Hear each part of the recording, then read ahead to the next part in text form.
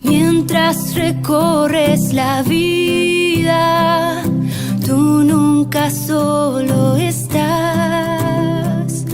Contigo por el camino, Santa María va. Muy buenos días, amigos de Entre Nos. Caminando hacia Dios. Sí, aquí estamos una vez más con ustedes. Ayer pasó el domingo, el cuarto domingo de Cuaresma, Letare.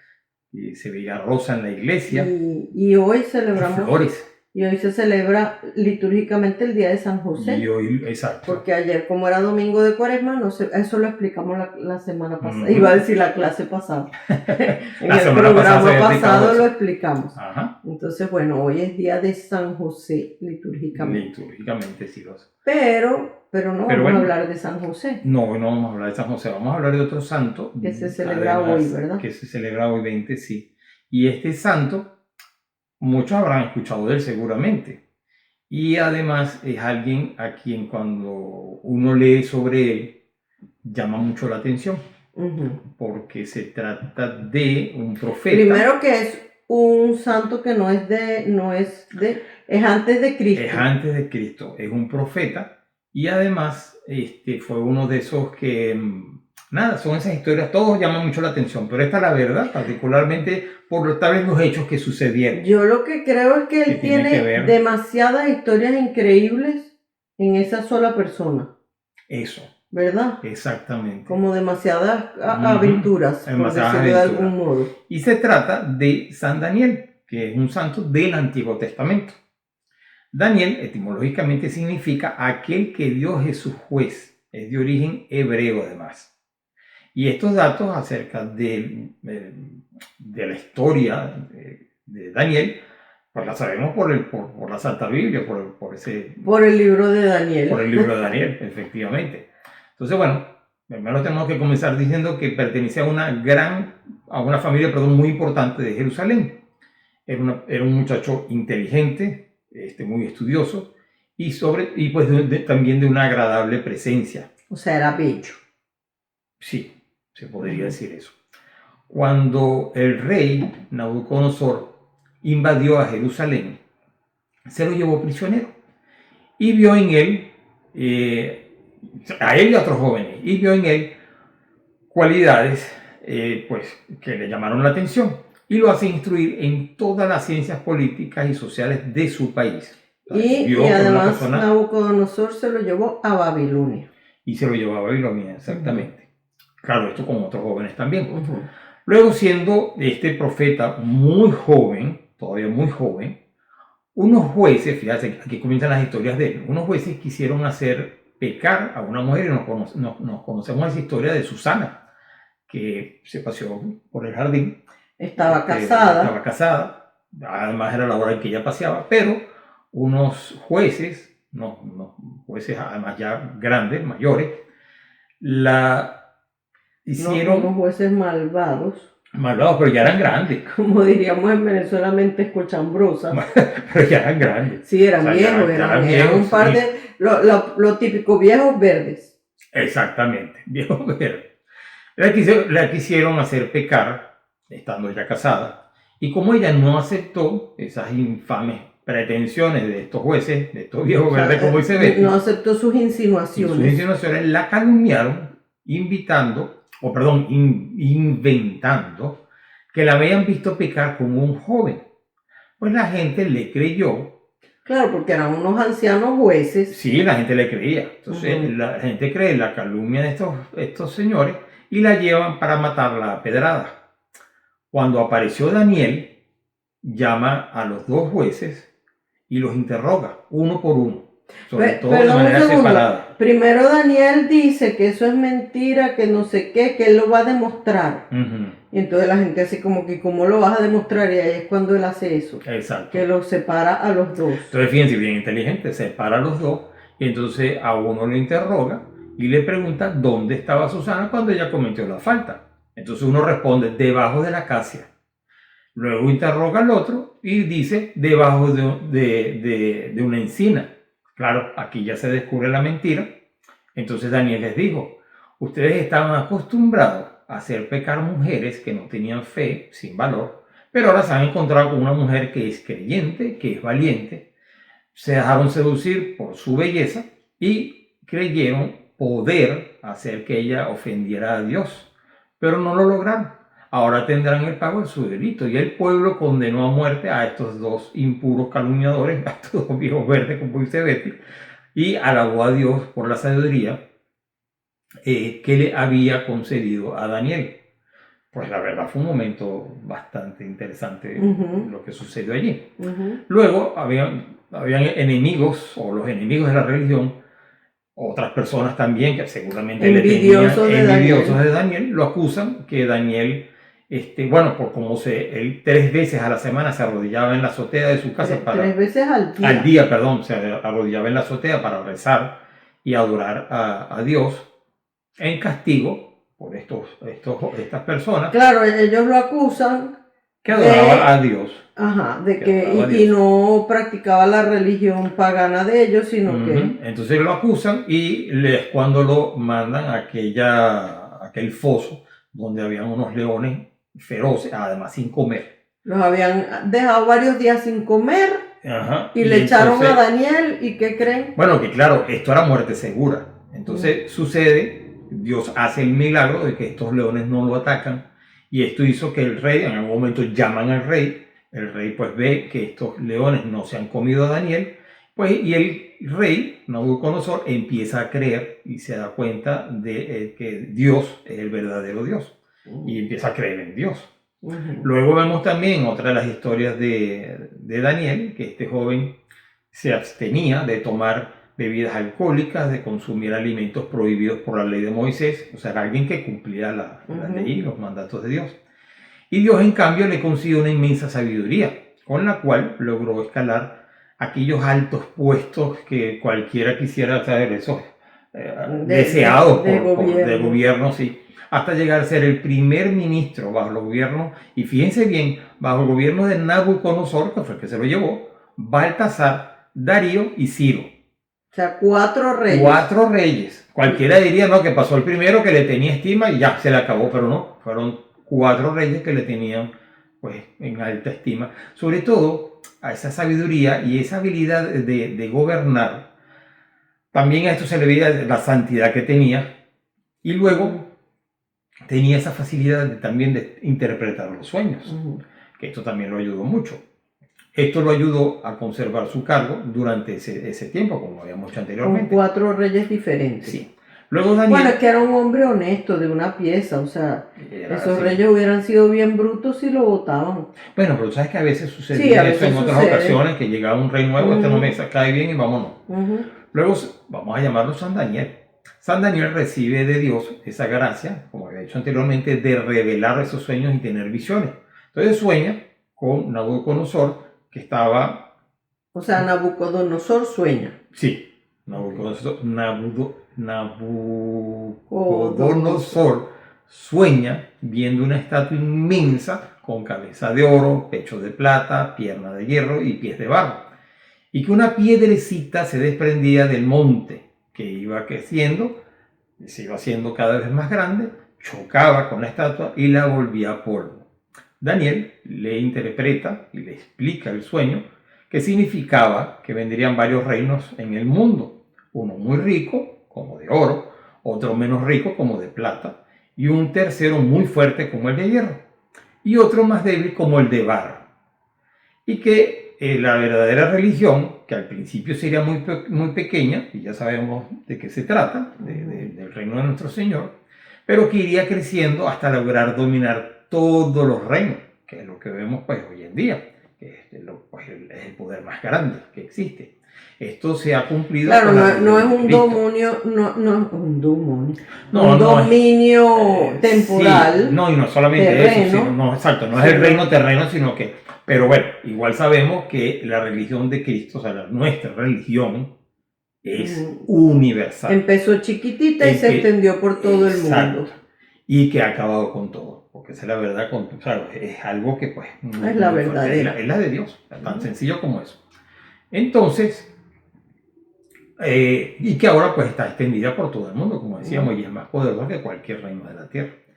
Luego Dios anunció al rey Nabucodonosor por haber cometido maldades y por haber sido orgulloso, y dijo que lo iba a volver loco. Nabucodonosor le pidió al profeta, a San Daniel, que le rogara a Dios que le cambiara el castigo por alguna obra buena. Y el Señor le dijo que para librarse de esos castigos, por ese orgullo, por esas maldades, pues tenía que dar limosna a los pobres. Y yo me imagino pues que lo habrá hecho. Lo hizo porque no se volvió loco. Luego muere Nabucodonosor y queda pues estos 4 reyes. Y en una de estas historias, el rey Baltasar también comete un pecado grave al emplear cálices sagrados que eran del altar de Dios para tomar licor en una fiesta. Y estando en esto apareció una mano misteriosa que escribía 3 palabras en la pared. Una que era Mene, Tekel y Uparsin. El rey se asusta al ver esta mano y le pide al profeta, a San Daniel, que le explique qué significa todo esto. Daniel le explica: Mene significa pesado. Es que Dios ha pesado tus obras y han resultado faltas de peso para recibir premios. Luego Tekel significa medido. Dios midió tus obras y no dan la medida para recibir esa gloria. Y Uparsin, dice San Daniel al rey Baltasar, que significa dividido. Y le explica: es que tu reino será dividido y pasado a otros. Y fíjese cómo son las cosas de Dios. Esa misma noche llegaron los enemigos del reino, matan a Baltasar y dividen su reino y lo pasan a los persas. Entonces, fíjese cómo van sucediendo cosas a través de la historia y cómo San Daniel, el profeta, va actuando en cada una de ellas. Luego, San Daniel fue también un profeta tan estimado que pudo corregir a los mismos jefes de gobierno. O sea, cuando veía que algo, pues, así como pasó con el mismo Nabucodonosor. Y bueno, y con el mismo Baltasar. Baltasar. Daniel hubiera podido inventarle otras cosas con esas palabras para no meterse en problemas, ¿no? Exactamente. Le dijo, o sea, imagínate decirle al rey en su cara: significa que has sido pesado y tus obras no tienen el peso suficiente. Has sido medido y no das la talla. La talla, sí. Wow. No, es fuerte, es fuerte. Luego fueron recibidas, bueno, que en su tiempo todas estas grandes correcciones fueron recibidas, como bien dice Betty, pero pues con buena voluntad, porque como dices tú, pues cualquiera hubiera dicho: no, mándelo a matar. Por hablador. Exactamente. Luego vemos que ante el pueblo aparece siempre como un hombre iluminado de Dios, profeta, y de una conducta ejemplar, y como un creyente de una profunda piedad, una gran devoción, un gran amor a Dios, un gran respeto, y así pues y cumplidor de las leyes también. Cumplidor de las leyes. Y bueno, vemos esa es la historia de nuestro santo de hoy, San Daniel, que además lo celebramos pues hoy, el 20 de marzo. Felicidades a quienes se llaman Daniel, que hay muchos. Sí, de eso sí, Daniel, de eso sí conocemos muchos. Eso es verdad. Tenemos una oración muy bonita a San Daniel. Bueno, tenemos esa oración. Es un poquito más larguita, pero es muy bonita, sí. Así que pongan. Bueno, es que además también escuchando toda esa historia de San Daniel, el profeta, pues esta oración es muy bonita. Bueno, y hay muchas cosas por qué rezar. Sí. Así que bueno, vamos a rezar. El Padre, del Hijo y del Espíritu Santo. Amén. San Daniel, que siempre tuviste la confianza puesta en Dios y nunca dejaste de decir la verdad, aunque eso costara perder la vida, sometido a duras pruebas te mantuviste fiel. Intercede por nosotros ante el Señor, para que llevemos su palabra de verdad a todo el mundo, que no tengamos miedo de actuar como Él nos pide, que su gracia nos sostenga en las persecuciones e injusticias, que no temamos el mal que le pueden hacer a nuestro cuerpo, pero que nada puede hacer a nuestra alma. Y entonces, confiados en este gran amor, mantengamos la paz, la serenidad, la mansedumbre y la humildad, parados sobre la roca que es Jesús. Ruega por nosotros para que nos mantengamos siempre en el buen camino y hagamos siempre su santa voluntad. Por Jesucristo nuestro Señor, que vive y reina por los siglos de los siglos. Amén. San Daniel, ruega por nosotros. Bueno, muy bien. con esta historia que fue un poco larga, vamos. Pero simpática, bonita. Muy buena, muy buena. A mí me gusta mucho Daniel siempre me cae bien. Sí, yo cada vez que se hace la lectura que tenga que ver con Daniel, del profeta Daniel, a mí me gusta muchísimo. Disfruta. Y sobre todo las lobitas, no sé por qué uno lo disfruta. ¿Verdad? Debe ser porque se hace justicia. Sí, porque se hace justicia, porque eran unos viejitos babosos. Sí. Malvados. Exactamente. No, bueno, y la pobre mujer no tenía cómo defenderse. Bueno, tanto así que le van a apedrear. Sí. Sí, y luego vemos también cómo... Eso también sirve para uno pensar cuando uno está perdiendo la esperanza de que no se va a hacer justicia en algo, que Dios no... siempre se hace. Ponernos en manos de Dios. No perder la esperanza. Y luego, bueno, también vemos esa interpretación de los sueños, que lo vemos en 2 ocasiones. A mí me llama la atención la de Nabucodonosor, porque le va hablando del reino y al final pues hace ver que es el reino de nuestro Señor Jesucristo. Y que además todos los reinos terrestres son así. Perdóname que te interrumpa, pero bien, esas clases que tú estás dando ahora, y bueno, de la que Eucaristía, ve que lo he hablado mucho, aquí los he hablado bastante en el programa, que todo el Antiguo Testamento es una preparación para el nuevo. Para la venida de Jesús. Para la venida de Jesús. Pero fíjate, todos los reinos de la tierra, los gobiernos todos, siguen ese ejemplo de la estatua. O sea, sí. Puedes decir los grandes imperios, pasan una época de oro, una como de plata, después tienen que poner la mano de hierro y dominar a todo el mundo, pero siempre tienen los pies de barro. Y el día menos pensado, plum, se desbarata. No hay nada que dure. No hay mal que dure 100 años. Nunca. Así que tenga paciencia. Bueno, pues, verdad. Entonces vámonos a las noticias y ya regresamos. Ya regresamos. Ok. La noticia del día.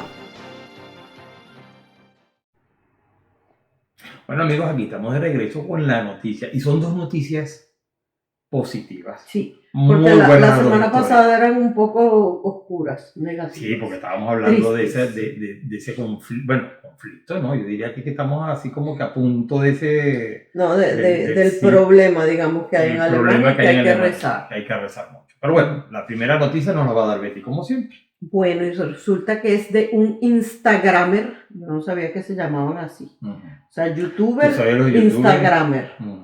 Un Instagramer... ¿Y los de TikToker? TikToker, eso sí los he oído, TikToker. Y los de... Perdón. ¿Y los de Twitter? Twitteros. Bueno, eso sería en español, en inglés sería Twitters. Sí, no sé cómo lo dirán. Sabrá Dios. Ok.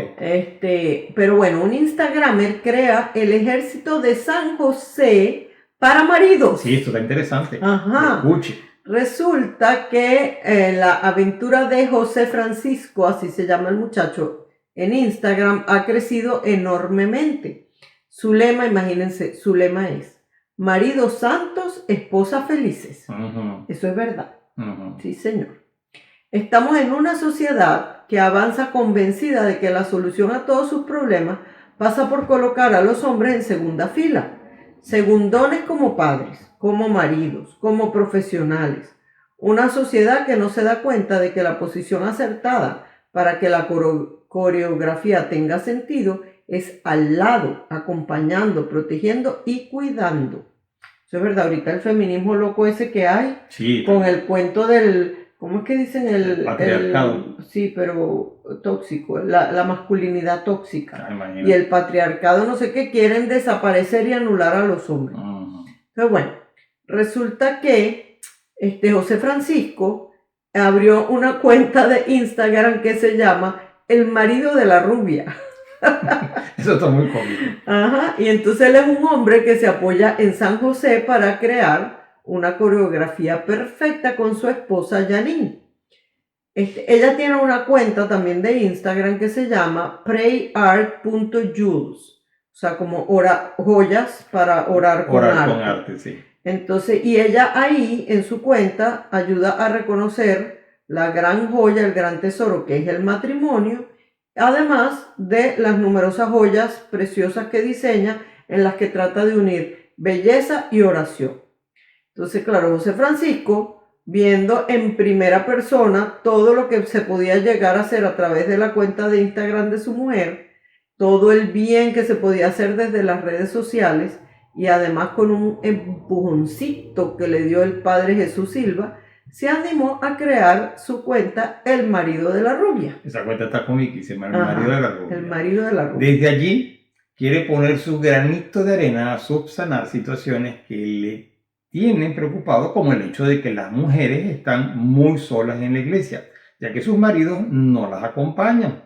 Las dificultades de los matrimonios, la figura expoliada del marido y la ilusión de recuperar la posición para la que Dios le había diseñado. La intención es que el hombre vuelva a desempeñar su papel proveedor, protector, líder, cabeza de familia, sostén de su esposa, educador, que ha perdido. Lo debe recuperar como hombre primero, como esposo después y como padre en tercer lugar. Y para ello el primer paso es volver a Dios. Gran parte de la decadencia de la sociedad actual y de los problemas se deben a que el hombre ya no está en el lugar que les corresponde. No ocupa su lugar en el hogar, ni en el matrimonio, ni en la sociedad, ni en su trabajo, ni dentro de la iglesia.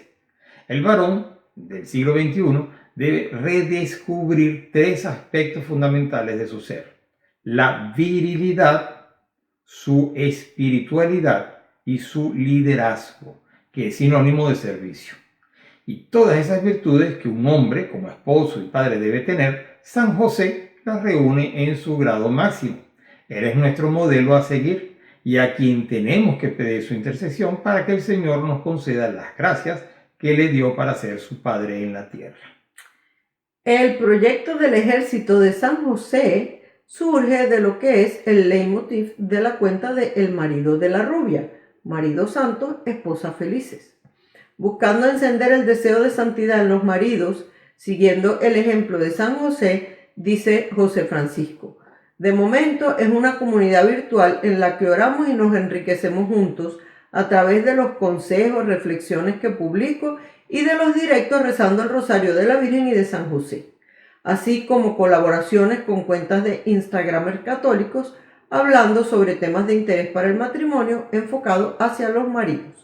Con este ejército de maridos santos, y subrayó santos, habrá una poderosa luz en cada hogar que será también luz y sal en la sociedad. Exactamente. Y bueno, pregunta uno, ¿nos unimos a ese ejército de San José? ¿Y por qué no? Claro que nos unimos. Así es más, hasta podría yo meterle una cuñita aquí. Ya sé cuál será. ¿Cuál será esa cuñita? Ese hombre eres tú. Ese hombre eres tú. Y ese hombre eres tú, el patrón de... sí, el patrón. El patrono de ese ministerio. El patrono de ese ministerio es San José, precisamente. Bueno, y ese hombre eres tú es un ministerio que es más o menos nuevo en Austin, empezó en San Luis. Sí, exactamente. Con el diácono Víctor, ahora está en la iglesia San José también. En Houston ya lleva bastante tiempo. Lo cierto es que ese hombre eres tú simplemente ayuda a los hombres a todo lo que él dice, a ser mejores esposos, o sea, maridos santos. Maridos santos, mujeres felices. Y yo escucho el resultado por parte de las mujeres que dicen que sus esposos, desde que empezaron a asistir a las reuniones de ese hombre eres tú, han cambiado. Y la vida en la familia ha cambiado y ellas están felices. Entonces, bueno, si sus maridos no van a ese hombre eres tú, invítelos que vayan a San Luis o a San José hasta que después vaya llegando a las otras parroquias. Exactamente. Y es simplemente un rato que uno comparte y bien interesante. Comparten algo de escritura, ¿verdad? Sí, se ven las escrituras, sobre todo llenarse de... Vamos a ver. La explicación... ¿Puedo decir lo que yo veo? Sí, cómo no. Yo veo que es como que enfocan los problemas diarios, naturales de los hombres desde la luz de Dios. Exacto. Entonces yo veo que ellos hablan, yo no voy a esas reuniones, pero lo que escucho y lo que es por lo que me cuentan, que hablan de finanzas, del trabajo, de los problemas con las esposas, con la educación de los hijos, desde la óptica de Dios. Y además reciben la ayuda, el apoyo de los otros hombres. O sea, como que se ayudan unos con otros. Se ayudan unos con otros, que eso es da buenos frutos. Y se luego, convierten como en una hermandad ahí. Sí, y luego también... Después todos son compadres. Eso sí es verdad. Y luego bien importante que todo esto es a la luz del Evangelio. Exacto. Entonces, y va agarrado, como digo, de la mano, por supuesto, en primer lugar en la mano de nuestro Señor, pero luego también de la mano de San José. Entonces, es un buen ministerio. Bueno, o sea que aquí tenemos nuestro ejército de San José también. Sí. Pero igual uno puede, ya que los que tengan Instagram, métanse y sigan a ese señor, bueno, al marido de la rubia. Para los que nos están escuchando, aquí en Austin está en San Luis, se reúnen los jueves a las 7 de la noche, de 7 a 9. Y en San José, aquí en Manor, bueno, digo aquí en Manor porque está donde yo trabajo. Aquí en Manor es los lunes a las 7 de la noche hasta 9 de la noche. Entonces, si quiere participar, San Luis de jueves, San José los lunes. Bueno, muy bien. Vuelvo y digo. Y la idea es como que dice, hace falta hombres que cambien el mundo, que cambien la familia. Y entonces ellos dicen, ese hombre eres tú. Exacto. Por eso que se llama así. Sí, exactamente. Bueno, vamos a ver. Vamos con la segunda noticia. La segunda noticia. Eso es Colombia. Y dice, cuando la muerte de un hijo se convierte en una historia de fe y de amor. O una historia de fe y amor. En diciembre del año 2021, un sacerdote recién ordenado y 3 jóvenes del movimiento Regnum Christi en Colombia murieron en un accidente al regresar de un retiro espiritual. Con su testimonio de vida han conseguido que más niños y jóvenes conozcan a Dios. David Baena Moreno tenía 18 años cuando murió con su mejor amigo, Juan Diego Salazar, con su director espiritual, el sacerdote mexicano Jorge Herrera, y con Steven Giraldo, otro joven que también hacía parte del Reino Christi. Regresaban de un retiro en el desierto de la Tatacoa, centro de Colombia, y en el vehículo llevaban la custodia que los había acompañado en la jornada de oración, previa a empezar un año de servicio. El padre Jorge, legionario de Cristo de 31 años, había sido ordenado 6 meses antes y era director espiritual de los 3 muchachos. La noticia del accidente causó profunda tristeza en sus familias, sus amigos, conocidos y en muchos que escucharon su historia y se admiraban de lo que hicieron en su corta vida para ayudar a la salvación de las almas.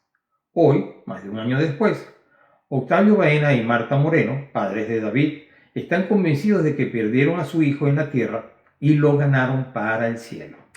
Lo mismo ocurre con las otras familias, porque, como dice Octavio, aquí en la tierra no podían estar en tantos lugares, pero desde allá pueden ir donde quieran y están moviendo todo. Precisamente en el retiro de diciembre de 2021, a Juan Diego le pidieron explicar el valor de la amistad a todos los asistentes, y él utilizó la historia suya y de David para hacerlo. Al final terminó diciendo que no sabía cómo se las iba a arreglar Dios, pero que nunca los iba a separar. A las pocas horas Dios les cumplió esa promesa, se los llevó juntos. Ellos estaban preparados, el Señor los escogió para Él porque los necesitaba juntos. Crecieron con Cristo y en Cristo. Así es como Marta entiende la vida de 2 amigos entrañables que aún más después de su partida siguen sirviendo a Jesús. Resulta que muchos jóvenes que han leído su historia y su vida se han decidido a seguir a Jesús en una vocación religiosa o al sacerdocio, etc. Sí, entonces claro, son historias que pueden parecer tristes, pero no. Además, imagínate, termina un retiro y después del retiro tienen el accidente. Tú dices, ¡ay no, qué tragedia! No, se fueron para el cielo derechito. Y más bien ha sido eso, lo que tú dices, de gran ayuda para muchísimos jóvenes. Entonces, bueno, es una historia que efectivamente llama la atención, pero sí que da pues esa alegría, sí. Claro que es la alegría de estar en el cielo. De comprometerse uno por completo. Vámonos a la música. Vamos a la música. Sí. Okay. Y después regresamos con... ¿Qué vas a poner de musiquita? No sé, no puedo decir todavía. Es una sorpresa. Siempre pone música, la verdad la música que pone Betty a mí me gusta muchísimo, una música bien escogida. No, es que eso depende del tiempo. O sea, tengo que ver cuál puede ser que no nos alarguemos mucho, porque hay unas que son buenísimas, pero son muy largas. Bueno, vamos a la musiquita. Ok. Música para el alma.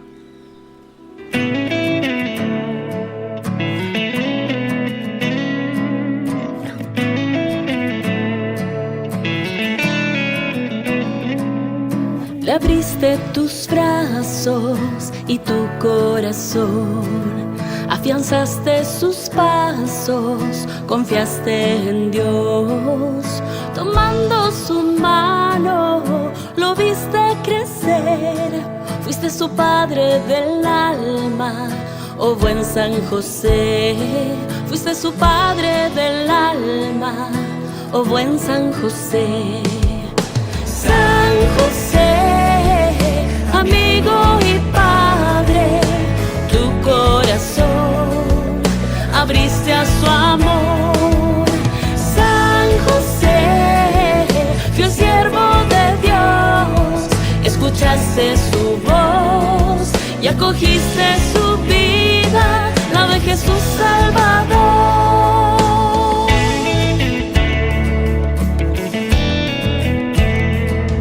Le enseñaste a crear en una madera tantas maravillas y el sustento ganar. También le enseñaste a tallar en su vida el valor del trabajo y de la verdad, el valor del trabajo y de la verdad. San José, amigo y padre, tu corazón abriste a su amor. San José, fiel siervo de Dios, escuchaste su voz y acogiste su vida, la de Jesús Salvador.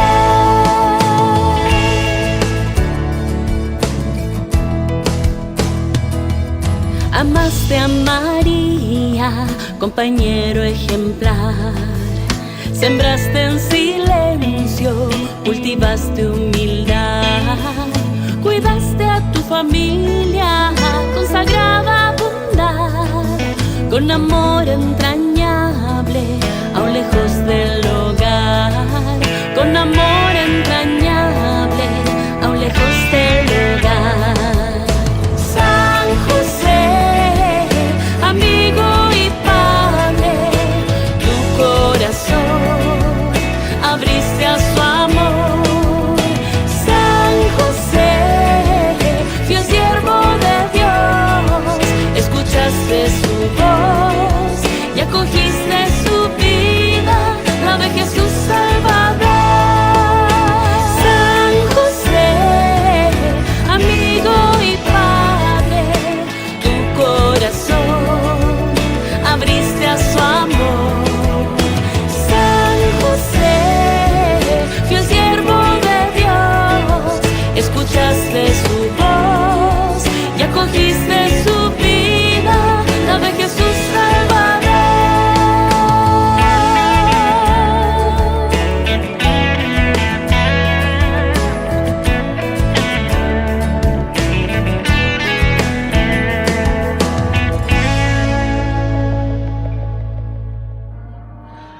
Fórmula SE, Sagradas Escrituras, la fórmula para tu vida. Lectura del Santo Evangelio según San Marcos, capítulo 12, versículo 13 al 17. Le enviaron después a unos fariseos y herodianos para sorprenderlo en alguna de sus afirmaciones. Ellos fueron y le dijeron: Maestro, sabemos que eres sincero y no tienes en cuenta la condición de las personas, porque no te fijas en la categoría de nadie, sino que enseñas con toda fidelidad el camino de Dios. ¿Está permitido pagar el impuesto al César o no? ¿Debemos pagarla o no?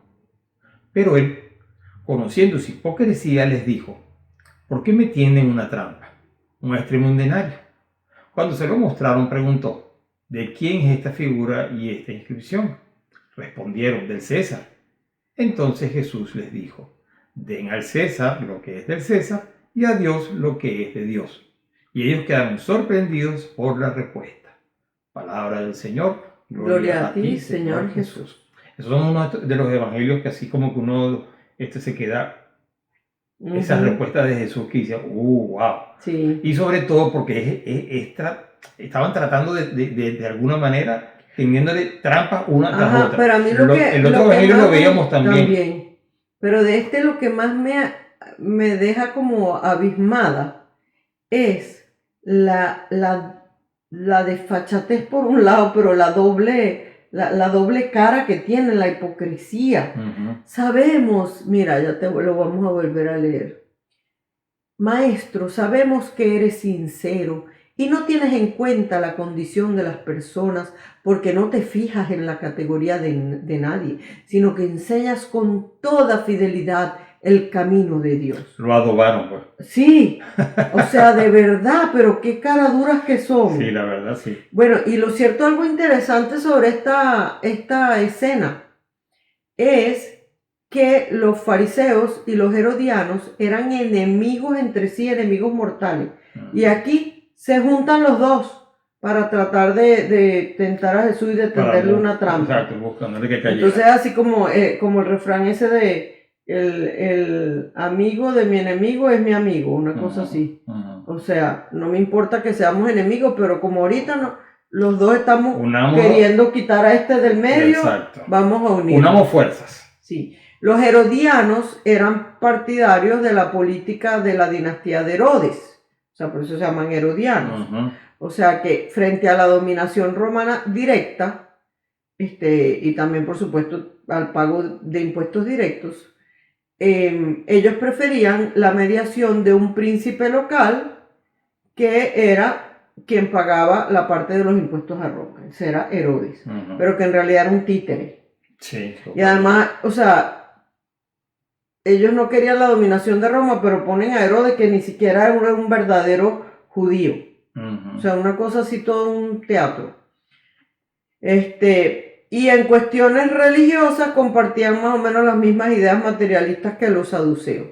En cambio, los fariseos, por su parte, eran pero bien meticulosos para cumplir la ley. No se la saltaban. Y consideraban el dominio romano como una usurpación, o sea, como una abominación. Entonces, por supuesto, tenían diferencias súper radicales con los herodianos, pero en este momento vemos que se unen para conspirar contra Jesús. O sea, así como que me olvido de que tú eres mi enemigo ahorita porque me interesa más acabar con esto. Con este Jesús que nos está aquí echando a perder el negocio. Sí. Entonces, bueno, por otro lado vemos que la pregunta que le hacen a Jesús es realmente una trampa, pero además bien pensada y bien maquinada. Jesús, porque es Dios y tiene la inteligencia suprema, pero cualquier persona hubiera caído ahí. Sabía perfectamente lo que venía en sus cabecitas. Sí, porque cualquier respuesta que le dieran era comprometida. Entonces, y encima alinean, como dijiste tú, eso, adoban toda esa maquinación. Lo adulan, así pasa con el demonio. Con el elogio. Así pasa con el demonio. Te adula, te enaltece, te hace creer. Te pone, la alfombrita, todo para y después luego la estocada. Pero bueno, así vemos que toda esa adulación precede a la pregunta insidiosa, a la pregunta calculada, malvada. Entonces, claro, o sea, si los judíos son el pueblo de Dios para servirle, pagar ese impuesto a un opresor podía interpretarse como una traición al pueblo de Dios. Pero por otro lado, si Jesús decía que no había que pagar el impuesto, entonces ahí estaban los herodianos, que eran amigos del poder romano, aunque no les gustaban los romanos, pero ellos estaban en negocios con ellos, entonces lo iban a ir a denunciar. Claro. Y al final vemos que esa fue la excusa que usaron para crucificar a Jesús. Igual. Que si él no es amigo del César, dice que no hay que servir al César. Y aquí vemos que es completamente una mentira, porque aquí Jesús lo dejó claro. Entonces, claro, Jesús estaba en la disyuntiva, diga A o diga B, me van a condenar. Entonces se le ocurre una idea genial. Entonces, claro, contesta además con una profundidad tal que al mismo tiempo es fiel a su predicación, a toda esa predicación que ha venido haciendo del reino de Dios. Entonces dice, que es lo que dice Jesús, da al César lo que le corresponde y dale a Dios lo que le corresponde. esa respuesta de Jesús, pues por supuesto los deja admirados, porque así como que, oh, no cayó en nuestra trampa, ¿y ahora qué hacemos? Mira, y una pregunta. Ajá. Uno ya que está hablando de eso de dar al César lo que es del César y a Dios lo que es de Dios, uno sabe a veces que, porque puede pasar, que no sé si en algunos países más que en otros, pero bueno, siempre esa, así como, no esa negativa, pero sí, bueno, sí, también sucede cómo evadir los impuestos. Ya vamos a hablar de eso. Ya vamos a hablar de eso. Un momentito, sí. La luz roja. De hecho, aquí viene, mira. Cuando te pasas la luz. Que no cumples las leyes. Ajá. Ajá. Mira, San Justino nos habla sobre esa actitud de los cristianos ante las autoridades y las leyes justas. Ajá. Dice, por eso, o sea, dice San Justino, oramos solo a Dios, y a vosotros, príncipes y reyes, os servimos con alegría en las cosas restantes. Os confesamos y oramos por vosotros. O sea que San Justino dice, oramos a Dios, servimos a Dios, pero a los reyes de la tierra o a los gobernantes, pues los servimos con alegría en las cosas que son de la tierra. Pero además oramos por ustedes. O sea, hay que rezar por los gobernantes, hasta por los que nos caen muy mal. Entonces, bueno, tenemos esa obligación. Esa obligación. Y esas palabras han sido la fuente, o sea, ese dar al César lo que es del César y a Dios lo que es de Dios, han sido la fuente para la doctrina de la Iglesia en cuanto a la relación con los gobiernos y con las leyes y con las personas que gestionan, digamos, el bien común temporal. O sea, las reglas que hay que vivir aquí en esta tierra. Y la potestad que tiene la Iglesia en la gestión del bien espiritual. O sea, nos ayuda como a diferenciar. El Papa Benedicto XVI, en su encíclica Deus Caritas, o sea, Dios es amor, decía, la Iglesia no tiene soluciones técnicas que ofrecer. No pretende de ninguna manera mezclarse en la política de los estados. No obstante, tiene una misión de verdad que cumplir en todo tiempo y circunstancia en favor de una sociedad a medida del hombre, de su dignidad y de su vocación. Sin verdad se cae en una visión empirista y escéptica de la vida. Su doctrina social es una dimensión singular de este anuncio. Está al servicio de la verdad que libera. O sea que la doctrina, digamos, social de la Iglesia mucho se basa en eso incluso. O sea, hay que respetar las leyes, hay que darle, pues, contribuir con la sociedad y con el gobierno en lo que hay que contribuir, siempre que sean cosas justas. O sea, que son leyes buenas, de verdad, válidas. Y a Dios lo que es de Dios.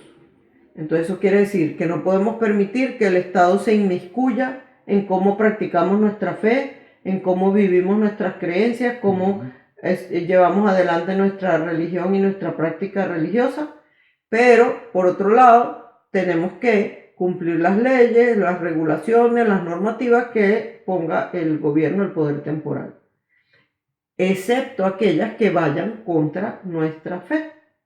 Por ejemplo, el gobierno dice que hay que practicar abortos y si yo soy médico, esa ley no la puedo cumplir. Y si me pongo en riesgo de que me metan preso por eso, pues me meten preso. Me metieron preso, pero no voy a hacer algo que vaya en contra de mi fe y de mi principio. Y por otro lado, si el gobierno dice que está prohibido que se rece, bueno, como la señora que comentamos de Inglaterra, que rezaba silenciosamente frente a la clínica.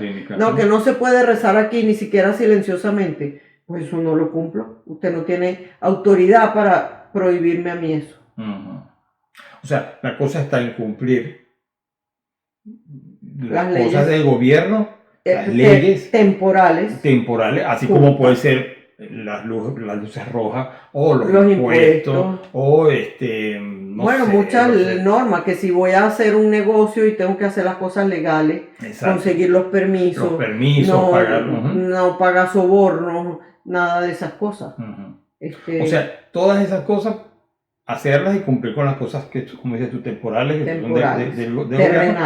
terrenales, pero siempre con la mirada puesta en Dios.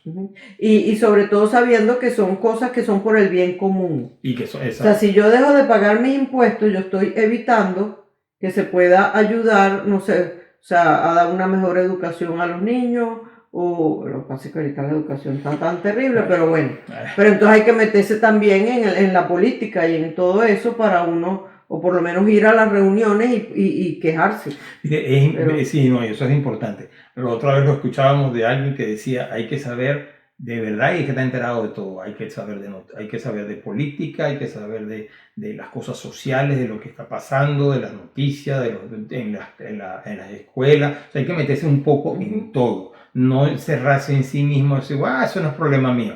Sí es problema de También nosotros y sí tenemos que involucrar. Que trabaja en esos temas de gobierno y todo, me decía el otro día, el problema es que como ese mundo está tan corrompido, uno como que no queremos involucrarnos en eso.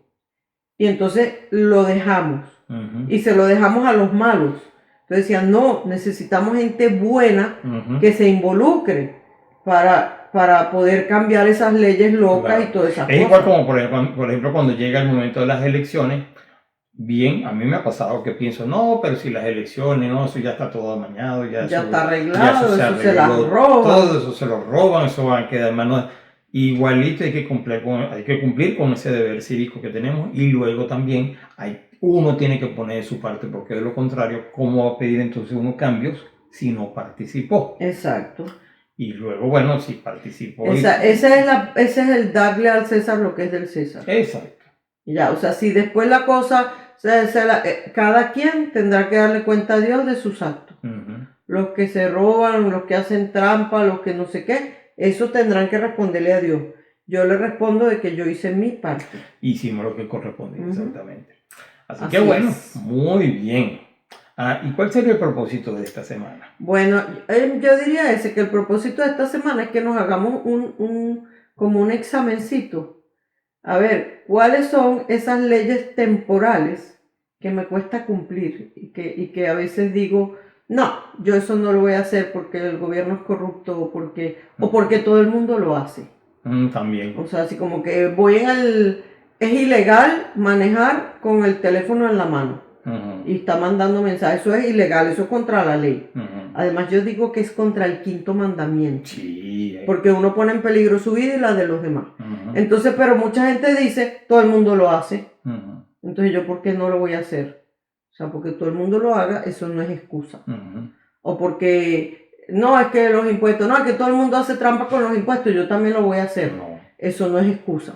O sea, entonces cada quien que piense, ¿dónde tiene su clic que le cuesta cumplir sus obligaciones civiles como buen ciudadano? Para que nos propongamos, bueno, en lo que me queda de Cuaresma voy a procurar cumplir esa obligación. Muy bien. Y a lo mejor nos acostumbramos y se nos hace hábito y después ya no nos cuesta. Bueno, y en esto mismo que tú acabas de decir ahora que nos queda, la verdad que ha pasado rápido. Sí. O sea, ya estamos en la cuarta semana de Cuaresma. Queda la 5ª y Semana Santa. Sí. O sea, en nada estamos allí viviendo la Semana Santa. Ha pasado volando y después viene ese tiempo de Pascua que es bellísimo. Acuérdense de rezar mucho por todas esas personas que se van a unir a nuestra amada y santa iglesia el sábado santo en la vigilia pascual. A rezar por todos ellos. Por todos ellos. Luego, son muchas personas, en cada parroquia hay grupos de gente. Sí, o sea, cuando fuimos al rito de elección con el obispo, esa iglesia estaba llena de gente, o sea, niños grandes, digamos, o sea, jóvenes y adultos que se van a bautizar en la Pascua. Y son bastantes. Y eran muchísimos. Pues mire, hay que rezar por todas esas almas, porque en estos momentos el demonio las ataca fuertemente. Sí, y en estos momentos también hay que tener mucho cuidado con lo que estamos viendo en televisión o lo que vemos tal vez por las pantallas, porque el demonio se aprovecha y la iglesia en estos momentos es muy atacada. Pero bueno, volviendo atrás, vamos a acordarnos de que estamos en Cuaresma y sobre todo, pues si no hemos empezado todavía, siempre hay tiempo de comenzar y prepararnos bien. Exacto. Bueno, así que bueno, ya está listo. Con esto y un bizcocho. Nos vemos de hoy en 8. Ok, muy bien. Bueno, amigos. Que Dios los bendiga. Que Dios los bendiga, sí. Bye. Bye. Mientras recorres la vida, tú nunca nunca solo es